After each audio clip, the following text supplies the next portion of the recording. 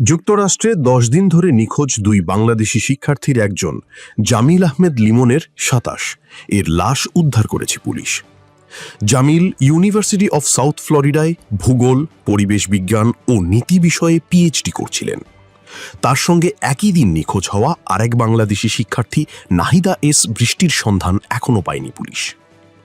এই ঘটনায় হিশাম আবু গারবেহে নামের একজনকে গ্রেফতার করেছে পুলিশ। তিনি জামিলের রুমমেট। তাকে জিজ্ঞাসাবাদের পর শুক্রবার ফ্লোরিডার হাওয়ার্ড ফ্র্যাঙ্কল্যান্ড ব্রিজ এলাকা থেকে জামিলের মরদেহ উদ্ধার করা হয় বলে হিলসবোরো কাউন্টি শেরিফের কার্যালয় জানিয়েছে। নিখোঁজ অপর বাংলাদেশি শিক্ষার্থী নাহিদার সন্ধান চলছে বলেও কার্যালয়ের পক্ষ থেকে জানানো হয়েছে।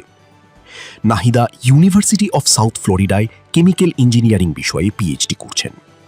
বিশ্ববিদ্যালয় পুলিশ বিভাগের তথ্য অনুযায়ী জামিল ও নাহিদাকে সর্বশেষ ১৬ এপ্রিল দেখা গিয়েছিল। সেদিন জামিলকে সর্বশেষ দেখা যায় সকাল ৯টার দিকে বিশ্ববিদ্যালয়ের কাছেই তার ছাত্রাবাসে।